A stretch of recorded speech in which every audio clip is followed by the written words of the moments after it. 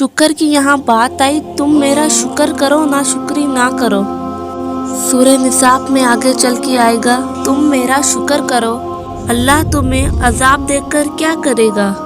अल्लाह ताला फरमाता है, अगर तुम मेरे शुक्र गुजार बन जाओगे और जो मेरा शुक्र गुजार बनेगा मैं उसे मज़ीद दूंगा। शुक्र की डेफिनेशन ये नहीं है कि आपने अल्हम्दुलिल्लाह की तस्बीह पढ़ ली, वो अल्हम्दुलिल्लाह की तस्बीह का सवाब अपनी जगह है। शुक्र की डेफिनेशन ये है कि प्रैक्टिकली शुक्र नज़र आना चाहिए। आपको अगर कोई शख्स नेमत देता है, कोई गिफ्ट देता है, तो वो ये ख्वाहिश करता है कि जो मैंने इसे गिफ्ट दिया है वो इसे यूज़ करे। कई लोग पेन देकर जाते हैं कि कहते हैं देखें लिख रहा है या नहीं लिख रहा, और अगर जो नहीं लिख रहा होगा तो वो यही कहेंगे कि मेरी तो कोई कदर ही नहीं है।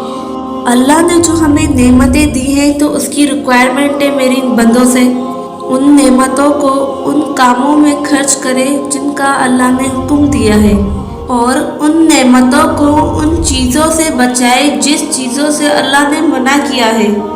अल्लाह की ख्वाहिशें यानी आँखें दी हैं तो आँखें हराम की तरफ ना उठे। जब आपने हराम से आँखों को बचा लिया तो आपने आँखों का शुक्र अदा कर लिया।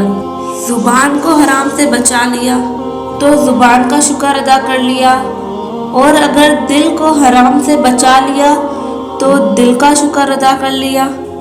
बुखारी मुस्लिम में हदीस है कि आँखें भी ज़ना करती हैं, हाथ भी ज़ना करते हैं, पाँव भी ज़ना करते हैं, और दिल भी ज़ना करता है।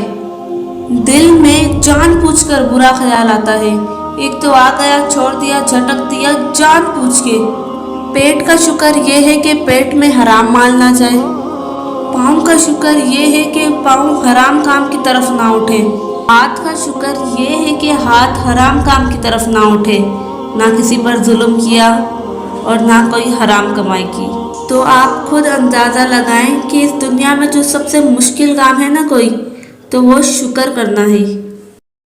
लोग क्या करते हैं, पहले गिला शिकवा करके अल्लाह का, फिर सारा गुस्सा उतर जाता है तो फिर कहते हैं चलो अल्लाह का शुक्र है। ऐसे तो वो अपनी रूह राज़ी कर लेते हैं और उसे नाम सब्र का दे रहे होते हैं। हालांकि बुखारी मुस्लिम में हदीस है कि सब्र तो सदमे के आगाज के ऊपर होता है। ए ईमान वालों, मदद तलब किया करो सब्र के ज़रिए और नमाज के ज़रिए। किसकी मदद? ज़ाहिर है अल्लाह की मदद।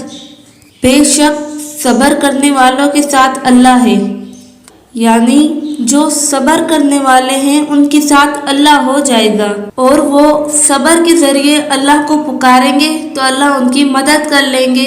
सिंपल। सब्र के अंदर पूरी ज़िंदगी है, बल्कि नमाज भी सब्र ही है। फजर की नमाज गर्मियों में उठकर पढ़ना सब्र नहीं है, जब नींद ही पूरी नहीं होती। सर्दियों में नमाज के लिए वज़ू करना सब्र नहीं है क्या? मैं आपको 3 इक़साम बताती हूँ सब्र की। नंबर 1, अल्लाह की आई हुई तकलीफ़ पर सब्र। नंबर 2, अल्लाह ने जो आप पर फ़राइज़ लगाए उन फ़राइज़ को उसी तरीके से करने की तकलीफ़ जो आपने उठाई उनका सब्र, चाहे वो गर्मियों के रोज़े हो या सर्दियों के वज़ू हो या गर्मियों की फजर की नमाज हो। नंबर 3, अल्लाह ने जो आप पर हराम से बचने के लिए फ़राइज़ किए हैं और अट्रैक्शन भी रखती है उस हराम के अंदर, तो सब्र तो करना ही पड़ेगा।